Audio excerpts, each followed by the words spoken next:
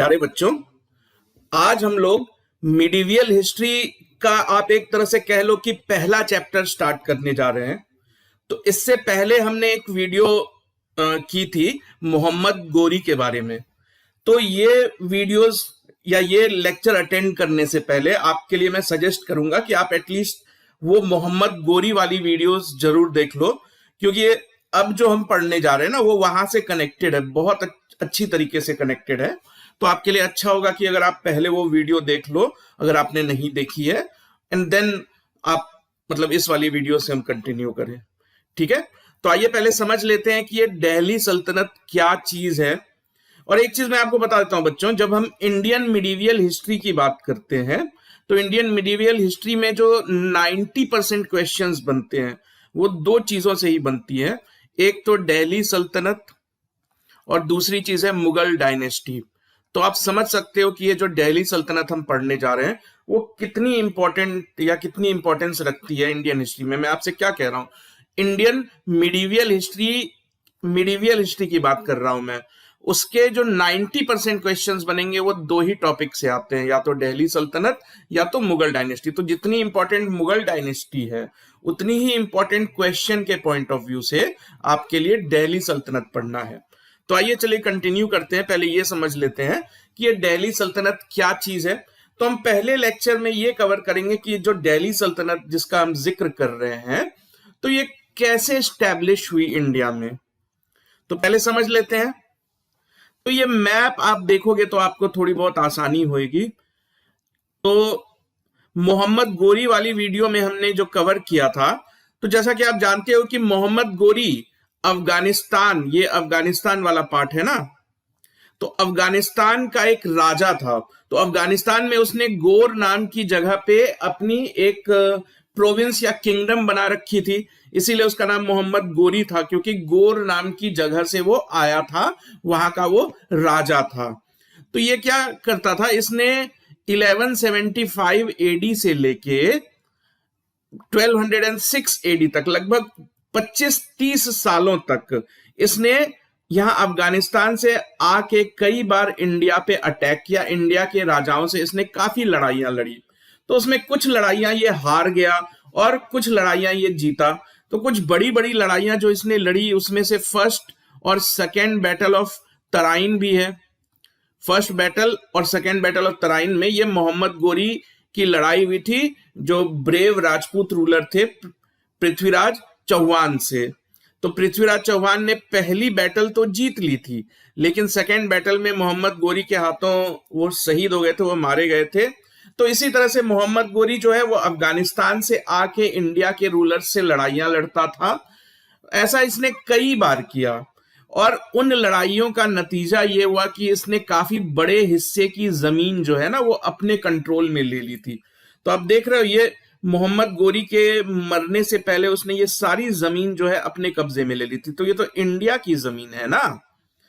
और उसके बाद धीरे धीरे उसने दिल्ली को भी खुद में अपने किंगडम में मिला लिया था, क्योंकि मोहम्मद गोरी ने राजपूत रूलर्स को हराया था। तो ये जो दिल्ली वाला एरिया है और ये जो राजस्थान वाला एरिया, ये तो राजपूतों के कंट्रोल में था। तो जब राजपूत हार गए थे तो मोहम्मद गोरी के कंट्रोल में ये सारे एरियाज चले गए थे। तो इसी तरह 25-30 सालों तक लगातार मोहम्मद गोरी इंडिया में आता था, लड़ाइयां लड़ता था। और मरने से पहले तक मोहम्मद गोरी ने काफी बड़े एरियाज में अपना कंट्रोल कर लिया था। सिंध, ये जो पाकिस्तान का एरिया आप देखते हो, सिंध, पंजाब, राजपूताना तो मैंने आपको बता ही दिया, राजस्थान, साथ ही साथ दिल्ली, जो प्रॉपर दिल्ली सिटी है वो उस वक्त पृथ्वीराज चौहान के ही कंट्रोल में थी, और गुजरात। तो इन सारे एरियाज पे अचानक से मोहम्मद गोरी का कंट्रोल हो जाता है।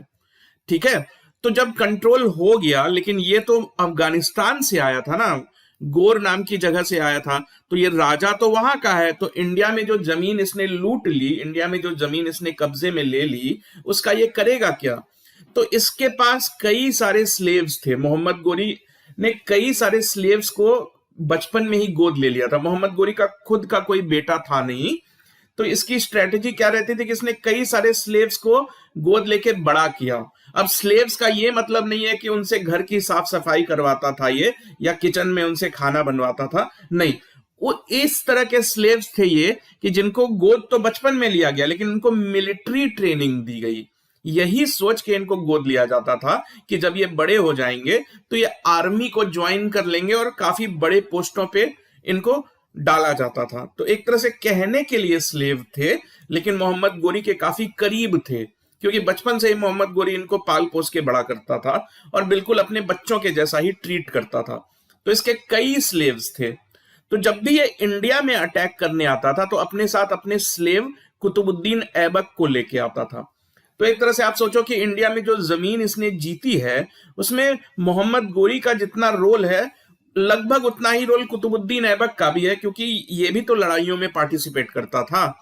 तो मोहम्मद गोरी ने क्या किया, क्योंकि उसको अफगानिस्तान का एरिया भी तो रूल करना है, वो है तो अफगानिस्तान का ही रहने वाला, तो उसने कहा कि मैं अफगानिस्तान वापस चला जाता हूं, मैं time to time India visit करता रहूंगा, क्योंकि अफगानिस्तान भी तो संभालना जरूरी है। तो इसने अपने इस वाले स्लेव कुतुबुद्दीन ऐबक को कहा, क्योंकि तुमने भी कंट्रीब्यूट किया है ये एरिया जीतने में, तो ये सारे एरिया के इंचार्ज तुम ही बन जाओ। मतलब मालिक तो मोहम्मद गोरी ही है, लेकिन अपने स्लेव को इंचार्ज बना दिया उसने। कौन से स्लेव को? कुतुबुद्दीन ऐबक को इंचार्ज बना देता है, ठीक है। और खुद वो अफगानिस्तान चला जाता है और time to time India visit करने लगता है, ठीक है। तो अकेला कुतुबुद्दीन ऐबक ही उसका स्लेव नहीं था, उसने कई और सारे स्लेव्स को पाल पोस के बड़ा किया था। तो उन सारे स्लेव्स को भी इसको तो इंडिया वाला एरिया दे दिया ना, कुछ उनमें से बाकी स्लेव्स को भी उसने छोटी छोटी टेरिटरीज दी। किसी को सिंध वाला एरिया दे दिया, किसी को मुल्तान और किसी को गजनी। तो गजनी जो है अफगानिस्तान में ही है, सिंध और मुल्तान छोटी छोटी टेरिटरीज पाकिस्तान, आज के पाकिस्तान में है। तो जो आज का इंडिया है, मतलब राजस्थान, गुजरात, दिल्ली, ये वाला हिस्सा बेसिकली कुतुबुद्दीन ऐबक को दे दिया था इसने, ठीक है। तो अब आप समझ रहे हो कि धीरे धीरे एक डायनेस्टी फॉर्म होती चली जा रही है। और ये लोग कौन हैं? ये लोग बाहर से आए हैं, ये लोग इंडियंस नहीं हैं, ये लोग बाहर से आए हैं, अफगानिस्तान से आए हैं। लेकिन एक्चुअली ये लोग अफगानिस्तान के भी नहीं हैं, ये लोग टर्की के हैं, टर्किश ओरिजिन के हैं ये लोग।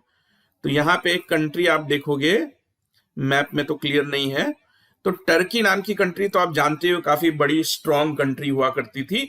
तो वहीं से ये लोग आके पहले अफगानिस्तान में बस गए थे और थोड़े दिनों के बाद अफगानिस्तान से ये लोग इंडिया की तरफ बढ़ गए। तो मोहम्मद गोरी ने अपनी जो जमीनें जीती थी उनका बंटवारा तो कर ही दिया था अपने सारे स्लेव्स के बीच में। तो उसके बाद क्या होता है कि मोहम्मद गोरी की डेथ हो जाती है, एक्चुअली उसको असैसिनेट कर दिया जाता है। तो उसकी दुश्मनी चलती थी मुल्तान में रहने वाले खोखर ट्राइब से, क्योंकि जब भी वो इंडिया आता था अफगानिस्तान से तो उसको मुल्तान से होके गुजरना पड़ता था। तो मुल्तान में रहते थे ये वाले ट्राइब्स, खोखर ट्राइब। तो ये खोखर ट्राइब भी पूरी तरीके से मुस्लिम ही थी, मोहम्मद गोरी भी मुस्लिम ही था। फिर भी इन दोनों का आपस में काफी झगड़ा चलता था मोहम्मद गोरी का खोखर ट्राइब से। तो 1206 एडी में एक बार जब मोहम्मद गोरी इंडिया से लौट रहा था तो खोखर ट्राइब ने हमला करके मोहम्मद गोरी को मार दिया। तो अब मोहम्मद गोरी के मरने के बाद क्या होगा? इतनी सारी जो जमीनें इसने लूट रखी थी, अब उसका क्या होगा ये पता कर लेते हैं।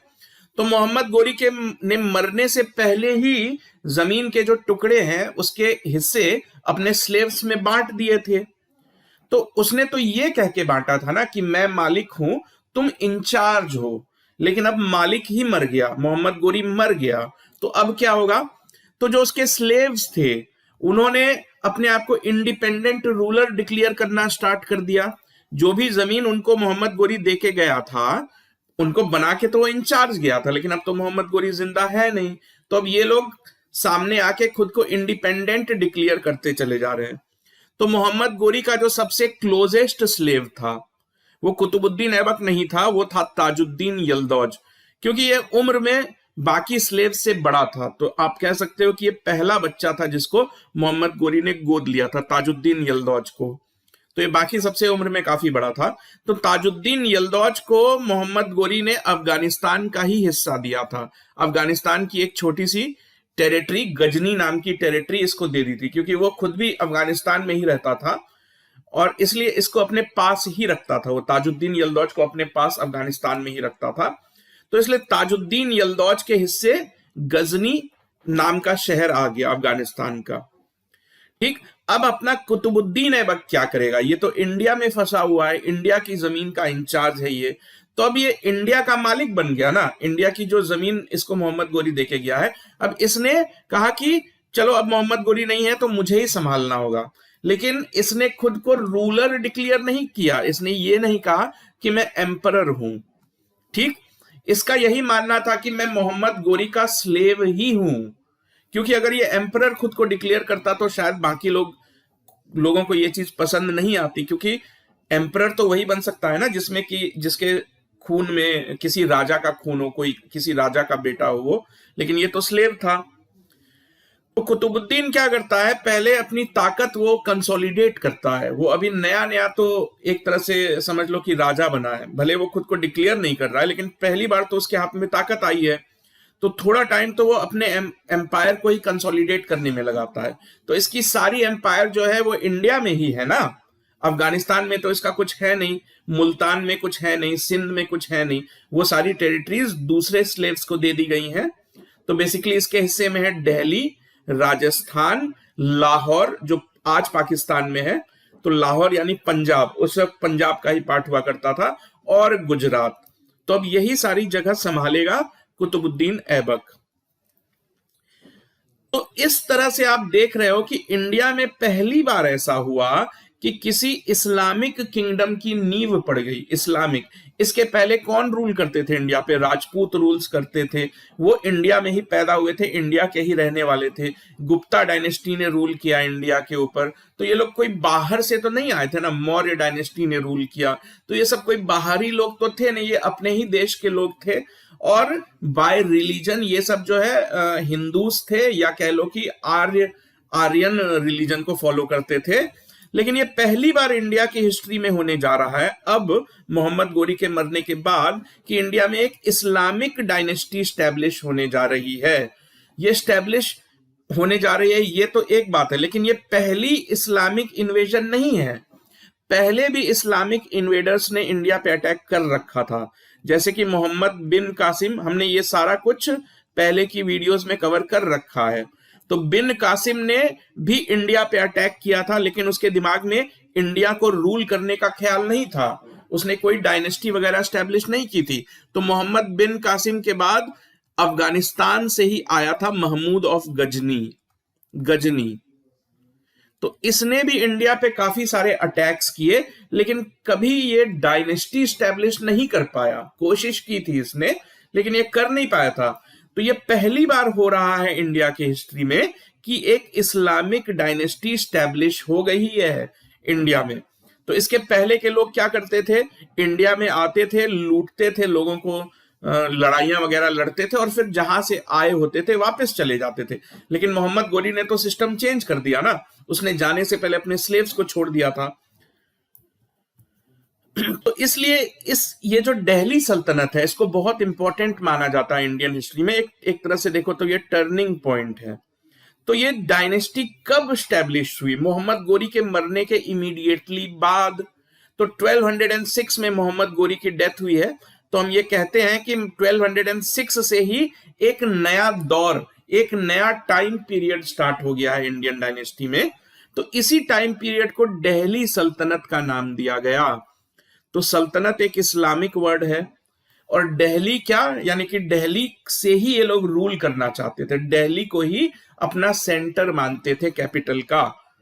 ठीक है, तो ये जो डायनेस्टी 1206 में स्टैब्लिश हुई, इसको स्टैब्लिश करने का क्रेडिट किसको जाएगा? मोहम्मद गोरी को तो जाएगा ही, लेकिन क्योंकि हम 1206 की बात कर रहे हैं तो ये तो मर चुका है ना मोहम्मद गोरी, इसलिए एक्चुअल क्रेडिट जाएगा कुतुबुद्दीन ऐबक को, क्योंकि कुतुबुद्दीन ऐबक को ही इंचार्ज बना के गया था ना वो।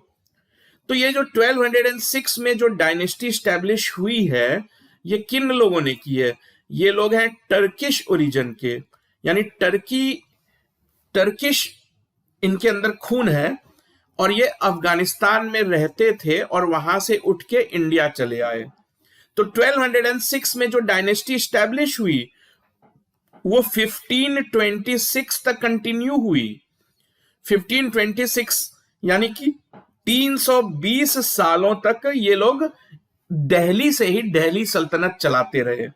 तो यही जो 320 सालों का टाइम पीरियड है, इसी को दिल्ली सल्तनत कहते हैं। अब यहां देखने वाली बात यह है कि ये जो 320 सालों का टाइम पीरियड है, इसमें 5 फैमिलीज को रूल करने का मौका मिला। पांचों फैमिलीज एक दूसरे से जुड़ी हुई थी।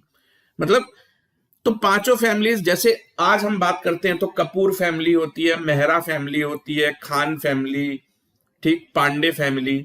तो उसी तरह फैमिली का क्या मतलब होता है कि क्लोज रिलेटिव्स। तो कोई अगर राजा मर जाता था तो उसका बेटा ही राजा बनता था, तो हम तो यही कहेंगे कि उसका खानदान ही रूल कर रहा है। तो आप समझो कि 5 अलग अलग खानदानों को, 5 अलग अलग डायनेस्टीज को दिल्ली सल्तनत चलाने का मौका मिला। तो पहली डायनेस्टी तो कुतुबुद्दीन ऐबक ही पैदा कर रहा है। कुतुबुद्दीन ऐबक ही अब जो है डायनेस्टी स्टार्ट करने जा रहा है, दिल्ली सल्तनत स्टार्ट करने जा रहा है। तो क्या होता था कि एक डायनेस्टी को गद्दी से हटा के दूसरे फैमिली वाले उस पर कब्जा कर लेते थे। तो इस तरह 320 सालों में 5 फैमिलीज ने दिल्ली सल्तनत को चलाया है। ये आपने याद रखनी है चीज। तो जो इनमें से 5 में से पहली डायनेस्टी है, वो तो कुतुबुद्दीन ऐबक को ही स्टार्ट करनी है ना, गोरी तो मर चुका है, ठीक। तो ये जो पांचों डायनेस्टी है, उनका नाम आप जरा याद रख लो। तो पहली डायनेस्टी है स्लेव डायनेस्टी या मामलुक डायनेस्टी। स्लेव का मतलब क्या होता है? गुलाम।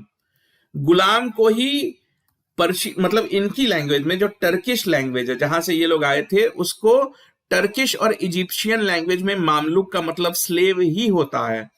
तो इसलिए जो पहली डायनेस्टी है उसको हम स्लेव डायनेस्टी भी बोलते हैं, गुलाम वंश भी बोलते हैं, या फिर मामलुक डायनेस्टी भी बोलते हैं। अब क्यों बोलते हैं ये तो आप समझ ही सकते हो, क्योंकि मोहम्मद गोरी के स्लेव ने पहली डायनेस्टी स्टार्ट की है। पहली डायनेस्टी कौन स्टार्ट कर रहा है? कुतुबुद्दीन ऐबक। तो कुतुबुद्दीन ऐबक टेक्निकली कहीं का राजा तो है नहीं, वो तो मोहम्मद गोरी का स्लेव है। और इसके जो बच्चे होंगे वो भी स्लेव ही होंगे, स्लेव के बच्चे स्लेव ही कहलाएंगे। इसलिए पहला जो खानदान है, पहली जो डायनेस्टी है, उसको नाम दिया हिस्टोरियंस ने स्लेव डायनेस्टी और मामलुक डायनेस्टी। फिर एक डायनेस्टी को हटा के दूसरी डायनेस्टी आ जाती थी। तो यही 5 डायनेस्टीज एक के बाद एक दिल्ली सल्तनत को चलाती हैं। तो दिल्ली सल्तनत 320 सालों तक चला। 1206 में स्टार्ट हुआ था, 1526 में खत्म हो गया। इसको खत्म किसने किया? बाबर ने किया। बाबर ने बैटल ऑफ पानीपत की लड़ाई लड़ी थी 1526 में, जिसके बाद दिल्ली सल्तनत को खत्म करके अपनी डायनेस्टी स्टार्ट कर दी। तो वो है मुगल डायनेस्टी, ठीक है। तो अब आइए हम डिटेल में समझते हैं पहली डायनेस्टी के बारे में, मामलुक डायनेस्टी या फिर स्लेव डायनेस्टी भी कह सकते हो। तो 5 फैमिलीज में से ये पहली फैमिली है मामलुक की। तो देखो, इस फैमिली के बारे में डिटेल में जानने से पहले देख लो कि वैसे तो इसमें काफी सारे रूलर्स हुए, पहली फैमिली की हम बात कर रहे हैं, लेकिन जो हमको पढ़ना है जिन लोगों के बारे में, वो कुतुबुद्दीन ऐबक के बारे में तो पढ़ना ही है। शमसुद्दीन इल्तुतमिश, हम डिटेल में पढ़ेंगे इन सब के बारे में। रजिया सुल्ताना, नसीरुद्दीन महमूद और बलबन, तो इन सब के बारे में हमको पढ़ना है। ये सारे के सारे फैमिली मेंबर से एक दूसरे से जुड़े हुए हैं किसी ना किसी तरह, और ये फर्स्ट फैमिली थे। तो इन्हीं सब लोगों से मिलके बनी थी पहली फैमिली स्लेव डायनेस्टी की, ठीक। तो आइए अब हम डिटेल में समझते हैं। तो सबसे पहले तो हमको कुतुबुद्दीन ऐबक के बारे में ही जानना होगा। इसी ने दिल्ली सल्तनत को स्टार्ट किया। तो ये कुतुबुद्दीन ऐबक कौन था, ये तो हम समझ ही चुके हैं कि ये मोहम्मद गोरी का स्लेव था। और मोहम्मद गोरी और कुतुबुद्दीन ऐबक दोनों जो है वो टर्किश ओरिजिन के थे। आए भले ही अफगानिस्तान से थे, लेकिन ये टेक्निकली अफगानी भी नहीं थे, अफगानिस्तान के भी नहीं थे, ये थे टर्किश खून था इनके अंदर। तो जब भी मोहम्मद गोरी इंडिया आता था तो साथ में कुतुबुद्दीन ऐबक भी आता था लड़ाई वगैरह लड़ने के लिए। तो सेकेंड बैटल ऑफ तराइन में काफी डिटेल में हमको कुतुबुद्दीन ऐबक की बहादुरी के बारे में पता चलता है। तो सेकेंड बैटल ऑफ तराइन क्या थी? इसी मोहम्मद गोरी ने पृथ्वीराज चौहान से 2 लड़ाइयां लड़ी, ठीक है। पृथ्वीराज चौहान से 2 लड़ाइयां लड़ी थी, दोनों तराइन नाम के जगह में ही हुई थी। तराइन पंजाब में एक जगह है, वहां पे ही दोनों लड़ाइयां हुई थी। और पहली लड़ाई तो पृथ्वीराज ने जीती थी। पृथ्वीराज ने लड़ाई जीती और गोरी को माफ कर दिया, गोरी को जिंदा वापस लौटने दिया। अगले साल गोरी ने वापस लौट के दूसरी लड़ाई लड़ी, बैटल ऑफ पानीपत, और उस सेकेंड बैटल ऑफ तराइन, और उस वाले बैटल में पृथ्वीराज को मार दिया मोहम्मद गोरी ने। ठीक, तो जो सेकेंड बैटल ऑफ तराइन है उसमें कुतुबुद्दीन ऐबक ने काफी बढ़ चढ़ के हिस्सा लिया था। तो दूसरे जो बैटल ऑफ तराइन में जब पृथ्वीराज की डेथ हो गई तो मोहम्मद गोरी समझ तो गया ही था कि अब उसको रोकने वाला कोई है नहीं। तो सेकेंड बैटल ऑफ तराइन में ही वो इतना खुश हो गया था कुतुबुद्दीन ऐबक के करेज को देख के, उसके हिम्मत को देख के, कि उसी बैटल के बाद उसने कुतुबुद्दीन ऐबक को इंचार्ज बना दिया था उसके इंडियन टेरिटरीज का। जो भी टेरिटरीज तब तक मोहम्मद गोरी ने लूट ली थी, उसका सारा इंचार्ज कुतुबुद्दीन ऐबक को ही बना दिया था। तो कुतुबुद्दीन ऐबक जो है इंचार्ज तो बन गया 1192 में। उसके बाद भी इसने मोहम्मद गोरी के तरफ से काफी लड़ाइयां लड़ी। तो 1194 में कुतुबुद्दीन ऐबक और गोरी ने साथ में मिलके चांदवड़ की लड़ाई लड़ी। अब ये चांदवड़ की लड़ाई क्या है?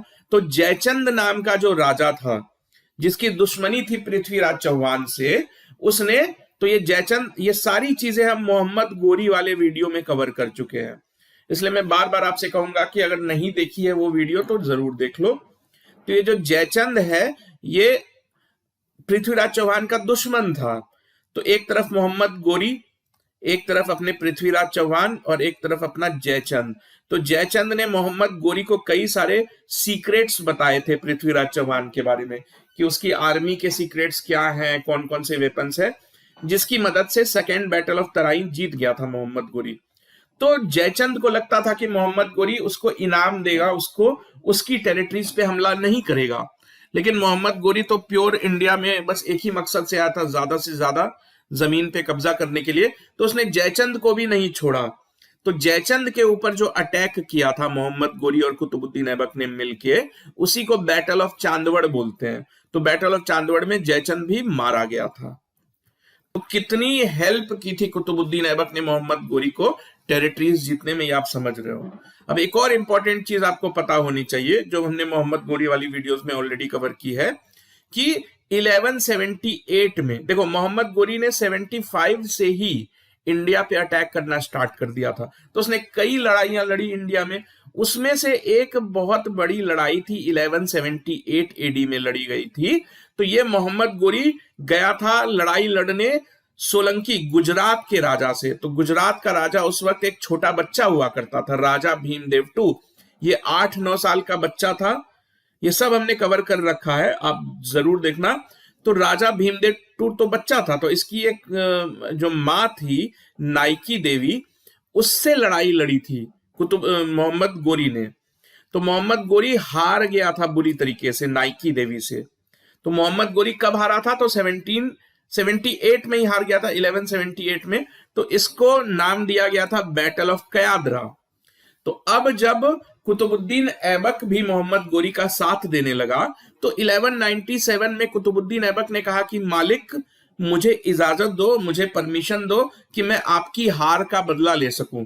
तो मोहम्मद गोरी हार गया था 78 में गुजरात में। तो उसको इतनी ये चीज बुरी लगी कि वो खुद कभी गुजरात गया ही नहीं।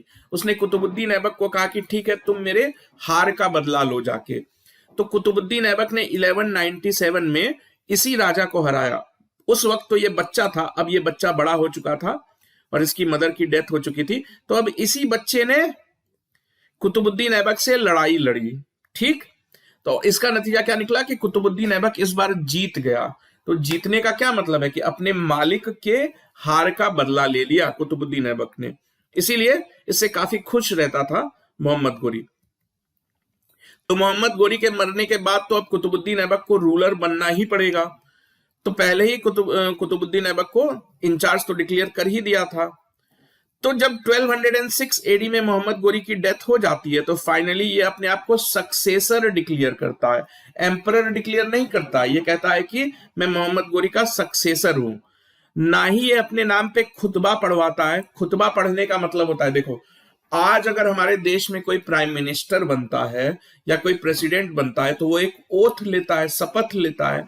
तो उस वक्त कोई अगर एम्परर बनता था तो वो एक शपथ लेता था अल्लाह के नाम पे, अपने गॉड के नाम पे, कि मैं एम्परर बनने जा रहा हूं। तो अगर आप शपथ ले रहे हो तो आप प्राइम मिनिस्टर या प्रेसिडेंट डिक्लेयर कर रहे हो ना खुद को, लेकिन ये नहीं चाहता था खुद को एम्परर डिक्लेयर करना, क्योंकि अपने आप को स्लेव ही मानता था ये। इसीलिए इसने कोई खुतबा नहीं पढ़वाया, ना ही अपने नाम से कोई कॉइन्स वगैरह इशू किए। ठीक, ये अपने आप को पूरी जिंदगी स्लेव ही मानता रहा, और ये अपने आप को केयर टेकर बुलाता था, एम्परर ना बुला के ये कहता था कि मैं सल्तनत का केयर टेकर हूं, एम्परर नहीं हूं। तो ये काफी हम्बल इंसान था। तो अभी अपने आप को टाइटल क्या देगा? टाइटल तो देना पड़ेगा ना, तभी तो लोग इसकी इज्जत करेंगे, नहीं तो बोलेंगे कि तुम तो केयर टेकर हो तो तुम कोने में जाके बैठ जाओ। ऐसा तो नहीं हो सकता। तो इसने अपने आप के लिए जो टाइटल चुनी, ये बहुत इंपॉर्टेंट क्वेश्चन है बच्चों, कि मलिक एंड सिपे सालार किसको कहा गया? तो मलिक और सिपे सालार की टाइटल इसने चुनी। सिपे सालार बेसिकली आर्मी जनरल होता था, आर्मी जनरल, और मलिक का मतलब होता था इंचार्ज। तो देखो कहीं भी अपने आप को एम्परर डिक्लेयर नहीं कर रहा है। तो इसने अपने आप को कहा कि मैं मलिक और सिपे सालार हूं, दिल्ली के सल्तनत का, सल्तनत ऑफ दिल्ली, साथ ही साथ लाहौर का भी। लाहौर, ये रहा लाहौर और ये रही दिल्ली। तो ये जो टेरिटरीज आप देख रहे हो, यहां से कहानी शुरू हुई थी दिल्ली सल्तनत की। इतने से हिस्से से स्टार्ट हुआ रूल। तो पहला, हमारे लिए तो एम्परर ही है, भले वो अपने आप को कुछ भी बुलाए। तो पहला एम्परर दिल्ली सल्तनत का कौन है? तो कुतुबुद्दीन ऐबक ही है। अब देखो, इसने बहुत जल्द, कुतुबुद्दीन ऐबक ने अपनी कैपिटल को दिल्ली से शिफ्ट करके लाहौर कर दिया।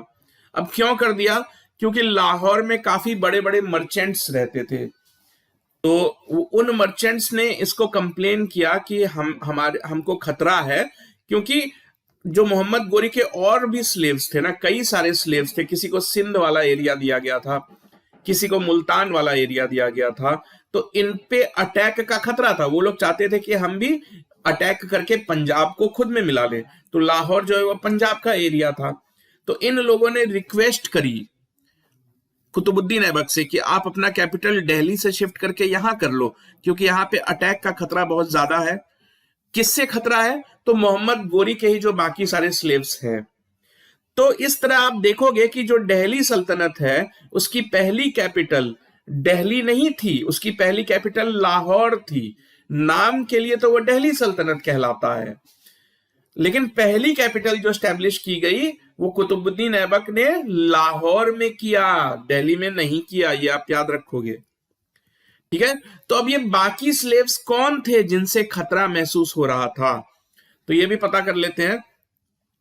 तो ताजुद्दीन यल्दौज, ये उम्र में सबसे बड़ा स्लेव था मोहम्मद गोरी का, ठीक। और इसको मोहम्मद गोरी ने मरने से पहले ही अफगानिस्तान का जो गजनी नाम का एरिया है वो दे दिया था। अब ये ताजुद्दीन यल्दौज जो है, ये कुतुबुद्दीन ऐबक का फादर इन लॉ था, फादर इन लॉ इसीलिए होता है ना, फैमिली मेंबर्स थे ये, फादर इन लॉ था कुतुबुद्दीन ऐबक का। जो दूसरा स्लेव था वो था नसीरुद्दीन कबाचा। तो इस नसीरुद्दीन कबाचा को मुल्तान और सिंध वाला एरिया दे दिया गया था। अब ये नसीरुद्दीन कबाचा भी कुतुबुद्दीन ऐबक से रिलेटेड ही था। तो ये कुतुबुद्दीन ऐबक का ब्रदर इन लॉ था। तो कुतुबुद्दीन ऐबक ने जिससे शादी की थी उसकी बहन से इसने शादी की थी, इसलिए ये दोनों ब्रदर इन लॉज थे।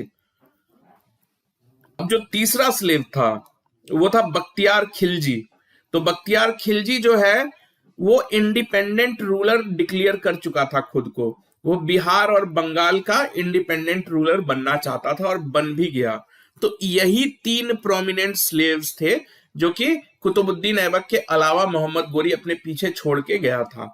तो इन्हीं सब से खतरा महसूस होता था कुतुबुद्दीन ऐबक को। तो एक एक करके इन स्लेव्स की स्टोरी पढ़ लेते हैं। तो सबसे पहले बख्तियार खिलजी। तो बख्तियार खिलजी कौन था? ये भी मोहम्मद गोरी का स्लेव ही था। तो ये भी इंडिया आता रहता था मोहम्मद गोरी के साथ। तो 1193 में, यानी कि सेकेंड बैटल ऑफ तराइन में सब कुछ हो चुका है, उसके बाद की बात है ये।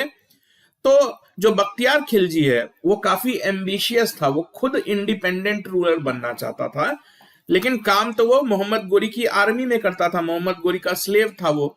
तो वो मोहम्मद गोरी की आर्मी को छोड़ देता है और बंगाल बिहार की तरफ बढ़ने लगता है, क्योंकि इसके दिमाग में था कि मैं इन लोगों से दूर चला जाऊं और खुद अपनी आर्मी बना के मैं भी थोड़ी जमीन वगैरह लूटूं और मैं भी खुद को इंडिपेंडेंट रूलर बना दूं।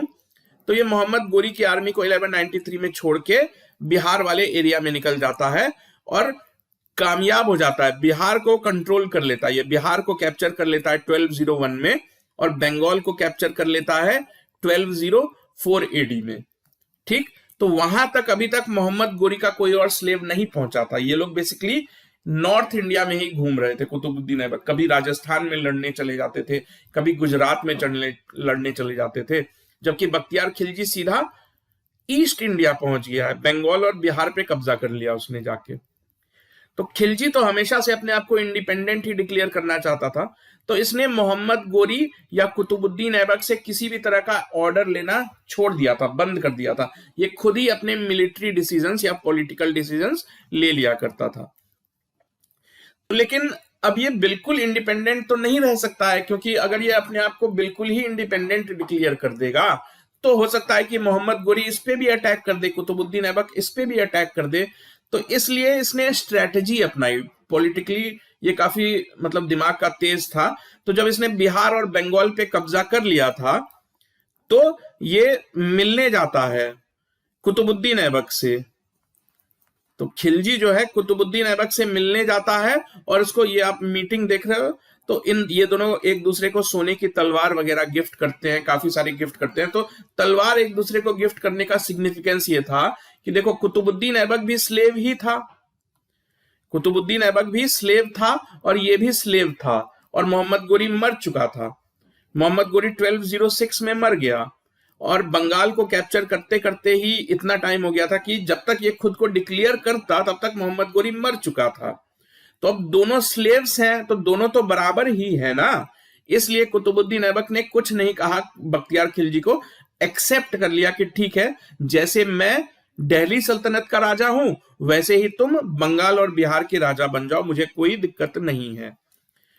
तो खिलजी जो है, खिलजी की अथॉरिटी इसने रिकॉग्नाइज कर ली कि हाँ भाई बंगाल और बिहार पे तुम्हारी ही अथॉरिटी है, हम नहीं लड़ेंगे आपस में। तो बदले में इन दोनों ने गिफ्ट्स वगैरह एक्सचेंज किए।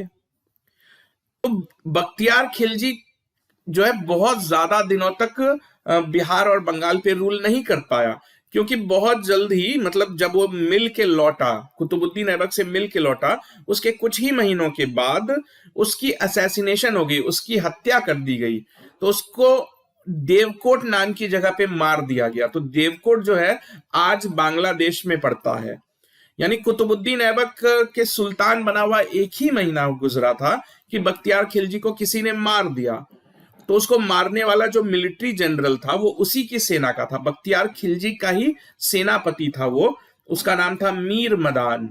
तो मीर मदान ने बख्तियार खिलजी को मार के अपने हाथ में बंगाल और बिहार का कंट्रोल ले लिया, और इसके बाद वो भी कुतुबुद्दीन ऐबक से मिलने गया। जैसे बख्तियार खिलजी मिलने गया था, तो अब ये इसने तो और बड़ा काम कर दिया, इसने तो बख्तियार खिलजी को ही मार दिया है और बिहार बंगाल पे कैप्चर कर लिया है। तो ये जाके एक्सप्लेन करता है कुतुबुद्दीन ऐबक को कि मैंने ऐसा क्यों किया, मुझे क्यों ऐसा करना पड़ा।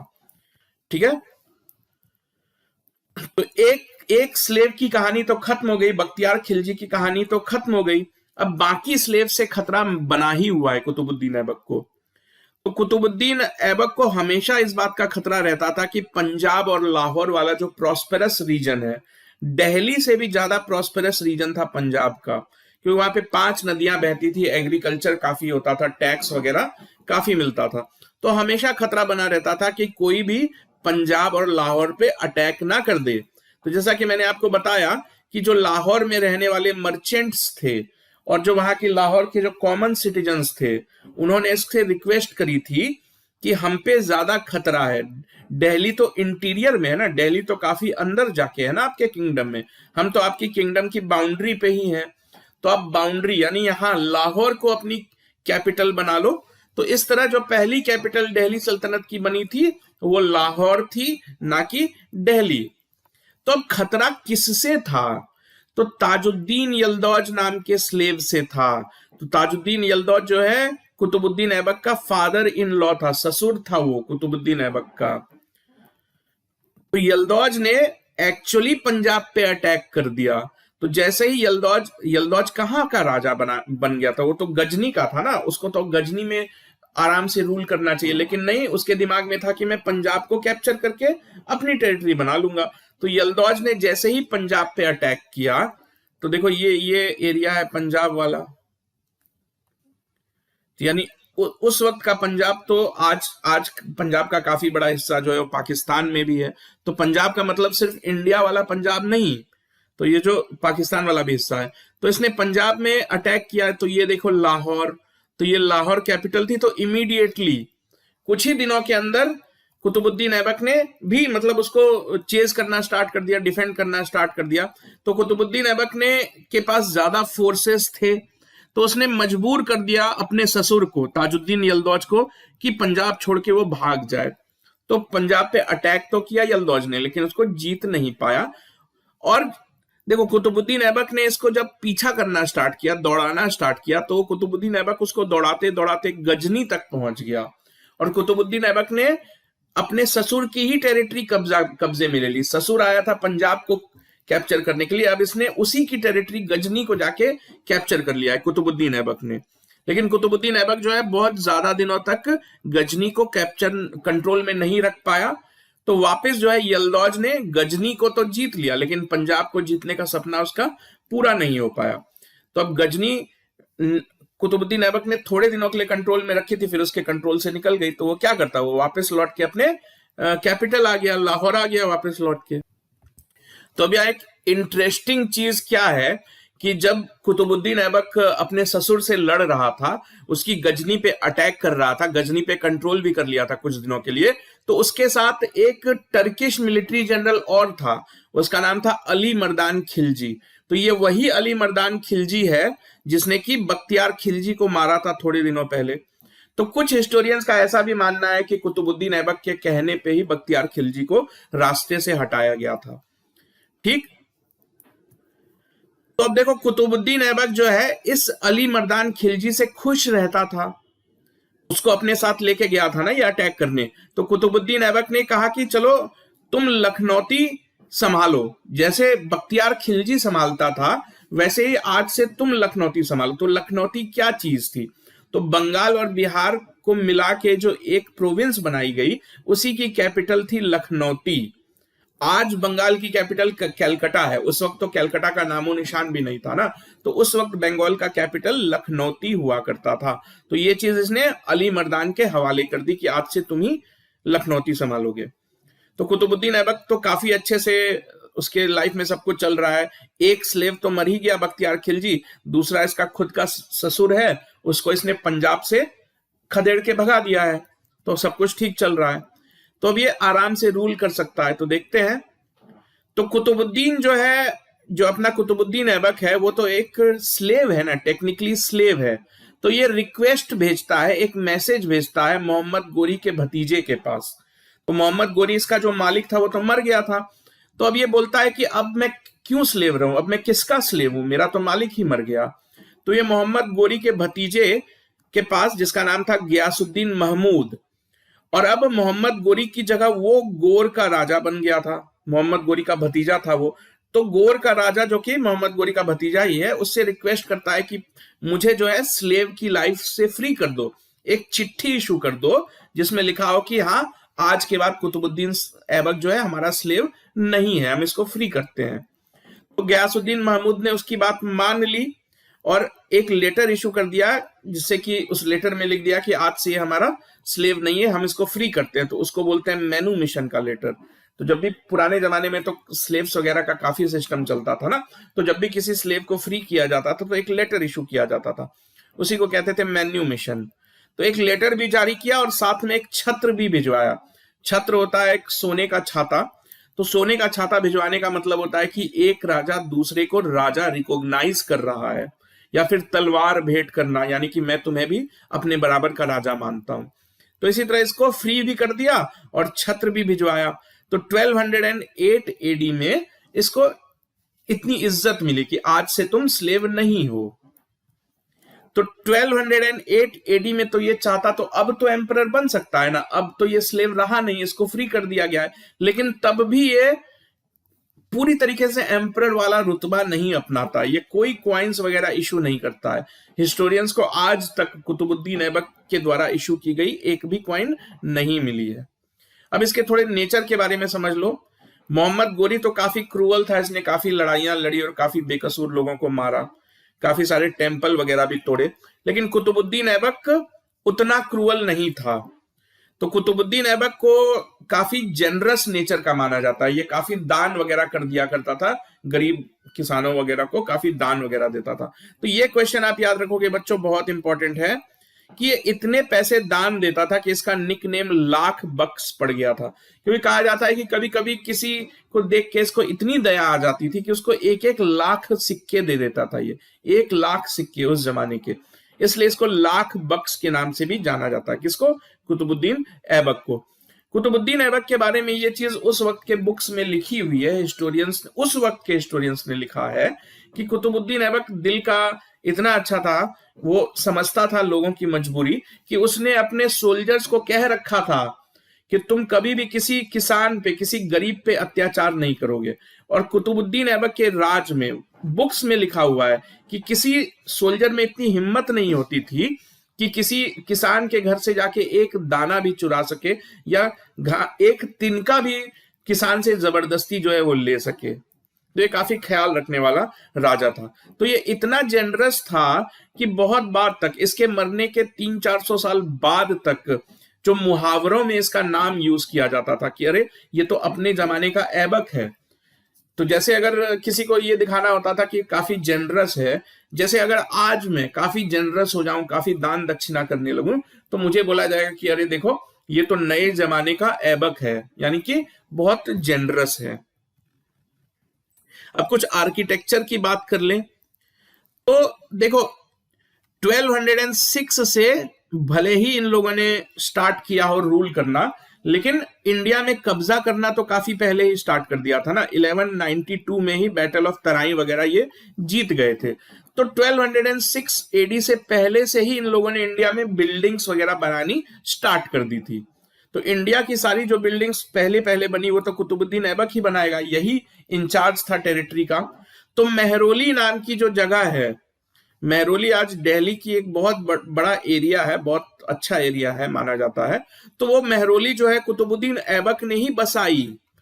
तो दिल्ली के बारे में माना जाता है कि दिल्ली में 7 अलग अलग सिटीज अलग अलग टाइम पे बड़े बड़े राजाओं ने बसाई। तो ये तो कहा जाता है कि आज जो दिल्ली हम देखते हैं, जो आज की दिल्ली है, ये इन्हीं 7 छोटे छोटे शहरों से मिलके बनी है। तो जो सेकंड ऐसी सिटी है, जो पहली सिटी थी वो राजपूतों ने बनाई थी, पहली सिटी, यानी दिल्ली जो है पहले बस चुकी थी, तो दिल्ली को राजपूतों ने बसाया था। अब दिल्ली में सेकंड सिटी बनने जा रही है, यानी कोई दूसरा आदमी है जो दिल्ली में कहीं जगह ढूंढ के अपनी तरफ से एक सिटी बना रहा है। ऐसे ही 7-8 अलग अलग राजाओं ने अलग अलग टाइम पे दिल्ली में जगह ढूंढते थे, वो अपनी सिटी बनाते थे। और आज जो हम दिल्ली देखते हैं, ऐसे ही छोटी छोटी सिटीज से मिलके बड़ा बन गया। तो दिल्ली में जो मेहरौली नाम की जगह है उसको कहा जाता है सेकेंड सिटी ऑफ दिल्ली। तो वो इसी ने बसाई थी, कुतुबुद्दीन ऐबक ने ही बसाई थी। तो इसी मेहरौली में, मेहरौली एक कॉम्प्लेक्स है, यानी मेहरौली एक शहर बना दिया इन लोगों ने, उसको चारों तरफ से दीवार से चारों तरफ से कवर कर दिया और उसके बीच में फिर कई सारी बिल्डिंग्स बनाई। तो इसी मेहरौली कॉम्प्लेक्स के अंदर, इसको सिटी या कॉम्प्लेक्स बोलते हैं, तो इसी मेहरौली कॉम्प्लेक्स के अंदर एक बहुत ही रिनाउंड बिल्डिंग है, आप देख के ही पहचान जाते हो, कहीं भी फोटो देखोगे तो आप पहचान जाओगे। उसको क्या बोलते हैं? कुतुब मीनार। ठीक, तो कुतुब मीनार के बारे में कुछ फैक्ट्स हमको याद रखने चाहिए। सबसे इंपॉर्टेंट फैक्ट क्या है कि कुतुब मीनार किसने बनवाया? तो कुतुबुद्दीन ऐबक ने ही बनवाना स्टार्ट किया, लेकिन कंप्लीट नहीं करवा पाया था। कंप्लीट करवा पाने से पहले ही उसकी डेथ हो गई थी। तो कुतुबुद्दीन ऐबक में याद रखने के लिए काफी सारे फैक्ट्स है। तो कुतुबुद्दीन ऐबक की जो हाइट, कुतुब मीनार की हाइट है 73 मीटर्स की। इसको बनवाना स्टार्ट तो किया था कुतुबुद्दीन ऐबक ने, लेकिन इसको कंप्लीट कराया इल्तुतमिश ने। तो इल्तुतमिश कौन था? तो वो कुतुबुद्दीन ऐबक का दामाद था। तो जब ऐबक की डेथ हो जाती है तो उसका दामाद इल्तुतमिश ही अगला एम्परर बनता है।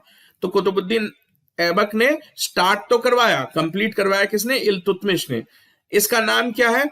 कुतुब मीनार। तो कुछ लोगों को लगता है कि कुतुबुद्दीन के नाम से ही कुतुब मीनार का नाम पड़ा है। नहीं, ये कुतुबुद्दीन ऐबक के नाम पे नहीं पड़ा है, बल्कि ये संयोग है, कोइंसिडेंस है कि ऐबक और इल्तुतमिश दोनों जो है एक सेंट थे, मुस्लिम सेंट थे, कुतुबुद्दीन बख्तियार काकी।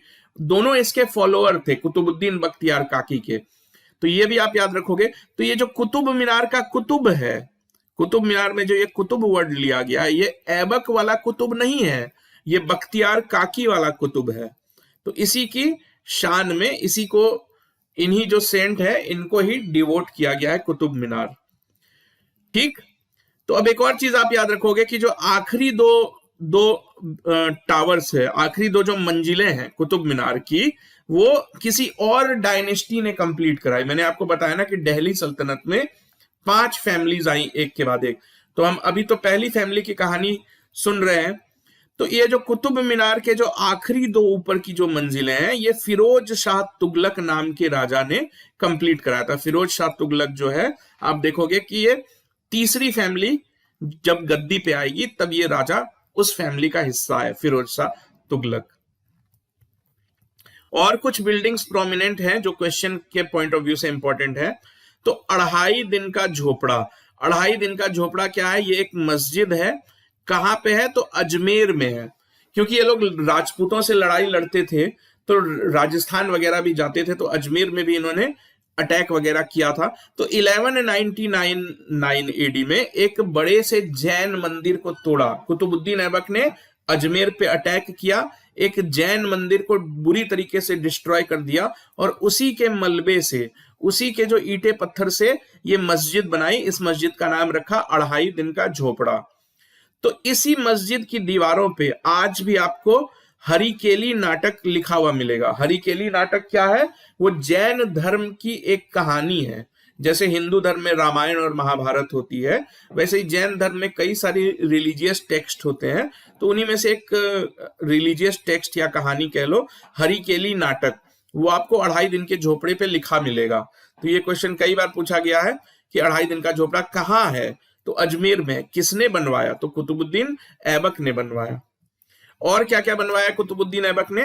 तो ये जो मेहरौली कॉम्प्लेक्स है, जो मेहरौली नाम का शहर उसने बसाया, तो उसी मेहरौली में उसने, मतलब कई सारे वहां पे भी मंदिर हुआ करते थे। जैसा कि मैंने आपको बताया कि दिल्ली को जब पहले ही राजपूतों ने बसाया था, तो वहां भी कई सारे हिंदू के और जैन टेम्पल्स को इसने तोड़ा, और उनको तोड़ के एक वहां भी एक मस्जिद बनवाई। उस मस्जिद का नाम रखा कुव्वत उल इस्लाम मस्जिद। तो ये दिल्ली सल्तनत की पहली मस्जिद है, क्योंकि अढ़ाई दिन का झोपड़ा जो है वो 99 में बना, जबकि ये 92 में ही बन गया। तो ये आप याद रखोगे कि दिल्ली सल्तनत द्वारा बसाई गई पहली मस्जिद कौन सी थी? तो कुव्वत उल इस्लाम मस्जिद नाम है उसका। तो ये कहाँ है? तो मेहरौली कॉम्प्लेक्स में है। तो किसने बनवाया? तो कुतुबुद्दीन ऐबक ने बनवाया। तो अभी तो देख रहे हो आप कि कुतुबुद्दीन ऐबक सब कुछ ठीक ठाक चल रहा है उसकी लाइफ में, लेकिन कुतुबुद्दीन ऐबक जो है बहुत ज्यादा दिनों तक रूल नहीं कर पाया। 1206 एडी में ताकत उसके हाथ में आई थी, लेकिन अनफॉर्चुनेटली 1210 एडी में उसकी डेथ हो जाती है। तो डेथ उसकी एक्सीडेंटली होती है। तो घोड़े पे बैठ के एक दिन वो चौगन नाम का गेम खेल रहा था। चौगन जो कि आज जो मॉडर्न गेम होता है पोलो, उससे काफी मिलता जुलता है। तो पोलो में क्या करते हो आप घोड़े की पीठ पे बैठ जाते हो, और एक बॉल जो होता है उसको आपको जमीन पे यहां से वहां बॉल को हिट करना होता है। तो वैसा ही गेम चौगन ये खेल रहा था, घोड़े की पीठ से गिर जाता है ये। तो कुतुबुद्दीन ऐबक जो है वो दिल्ली में नहीं रहता था, वो रहता था कहाँ? अपनी कैपिटल लाहौर में। तो लाहौर में ही उसकी डेथ हो गई। तो इसीलिए जो कुतुबुद्दीन ऐबक की टॉम्ब है, मजार जो है, वो इंडिया में नहीं है, आज लाहौर में है, क्योंकि लाहौर भी आज इंडिया में नहीं है, पाकिस्तान में है। तो अब कुतुबुद्दीन ऐबक की डेथ हो गई अचानक से, वो रहता है लाहौर में। ठीक। तो इसकी जो फैमिली थी, इसका खुद का कोई बेटा था नहीं। कुतुबुद्दीन ऐबक का खुद का कोई बेटा था नहीं, इसकी बेटियां वगैरह थी, तो उन्हीं में से एक बेटी की शादी इसने बदायूं में कर रखी थी। तो बदायूं में इसका दामाद रहता था, उसका नाम था इल्तुतमिश। तो उसको इसने बदायूं का गवर्नर बना के रखा था, लेकिन डेथ तो इसकी अचानक हो गई, लाहौर में हो गई। तो इसका जो अपना दामाद था उसको लाहौर पहुंचने का मौका मिलता उससे पहले ही जो लाहौर में ऑफिसर्स थे, जो टर्किश ऑफिसर्स थे, उसने आराम शाह नाम के किसी व्यक्ति को गद्दी पे बिठा दिया, यानी कि कुतुबुद्दीन ऐबक के बाद अगला एम्परर डिक्लेयर कर दिया, क्योंकि वो चाहते थे कि हम इसको कंट्रोल करेंगे, ये काफी कमजोर आदमी है, इसको पपेट की तरह बना के रखेंगे। तो वो नहीं चाहते थे कि कोई मजबूत आदमी राजा बन जाए। तो इसीलिए जिसको बनना चाहिए वो नहीं बन पाया। बनना तो चाहिए था कि कुतुबुद्दीन ऐबक की ही फैमिली में से किसी को ना, लेकिन आराम शाह कौन है ये हिस्टोरियंस आज भी नहीं जानते हैं। इतना कंफर्म है कि इसका ये कुतुबुद्दीन ऐबक का बेटा तो नहीं था, यानी किसी थर्ड पर्सन को बना दिया गया था। ठीक, लेकिन बहुत जल्द जो है ऐबक का अपना दामाद जो इल्तुतमिश है उसने रिवोल्ट कर दिया, क्योंकि उसने बोला कि किसी बाहर वाले को कैसे आप राजा बना सकते हो, उसकी फैमिली तो हम है, तो हम बनेंगे राजा। तो इल्तुतमिश ने रिवोल्ट कर दिया। तो इल्तुतमिश एक्चुअली क्या है, दामाद है कुतुबुद्दीन ऐबक का, लेकिन इल्तुतमिश की कहानी भी स्लेव वाली ही है। एक्चुअली ऐबक भी स्लेव्स खरीदता था, जैसे मोहम्मद गोरी ने स्लेव्स खरीदे थे, तो वैसे ही ऐबक भी स्लेव खरीदता था। तो जब इल्तुतमिश एक छोटा बच्चा था तभी ऐबक ने उसको खरीदा था स्लेव के तौर पे, क्योंकि ऐबक का मानना था कि मेरा भी तो कोई बेटा नहीं है, तो मैं इसको पाल पोस के बड़ा करूंगा और इसको भी आर्मी ज्वाइन करवाऊंगा, अपनी आर्मी ज्वाइन करूंगा। बाद में ऐबक बहुत खुश हो गया इल्तुतमिश की बहादुरी वगैरह देख के, और अपनी बेटी की शादी इसने इल्तुतमिश से करवा दी थी। ठीक, तो जब बेटी की शादी करवा दी इल्तुतमिश से, तो इल्तुतमिश अब स्लेव से तो उसकी इज्जत बढ़ जाएगी ना, एक तरफ स्लेव और एक तरफ अपना दामाद, तो दामाद होना तो बड़ी बात है ना। तो जैसे ही इसका दामाद बन गया इल्तुतमिश, तो ऐबक ने पूरी तरीके से सिग्नल दे दिया था कि मेरा दामाद ही अगला एम्परर बनेगा। तो काफी उसको वो प्रिपेयर कर रहा था कि मेरे बाद तुम ही अगला एम्परर बनोगे। इसको बदायूं का गवर्नर भी बना दिया था। ठीक है, तो अब इल्तुतमिश कहता है कि मैं तो अपनी फैमिली हूं ना, तो तुमने किसी आराम शाह को कैसे बना दिया, कौन है आराम शाह। तो अब इल्तुतमिश को जो है बाकी सपोर्ट, बहुत अच्छा खासा सपोर्ट मिलने लगता है, क्योंकि वो अपना दामाद है। तो ये रिवोल्ट कर देता है और ये अटैक करता है आराम शाह पे। आराम शाह से ये लड़ने चला जाता है और आराम शाह को बड़ी आसानी से हरा देता है, क्योंकि ये तो बस बेकार राजा था, बस ये नाम के लिए राजा था। तो जैसे ही आराम शाह हार गया, तो दिल्ली सल्तनत का अगला राजा ये दामाद जी बन गए, इल्तुतमिश जी बन गए। तो अब देख रहे हो पहला राजा कौन है दिल्ली सल्तनत का, तो कुतुबुद्दीन ऐबक। उसके बाद कौन बना, तो आराम शाह बना तो सही, हम काउंट तो करेंगे ही ना। तो आराम शाह जो है ये फर्स्ट, ये सेकंड, और आराम शाह को हरा के इल्तुतमिश बन गया थर्ड सुल्तान। तो ये चैप्टर काफी लंबा है, इसलिए इसको मैंने कन्वीनियंटली 4 पार्ट्स में ब्रेक कर दिया है। तो आगे के पार्ट्स में हम दिल्ली सल्तनत का बचा हुआ हिस्सा कवर करेंगे। तो आगे 3 पार्ट्स आपने और देखने ध्यान से।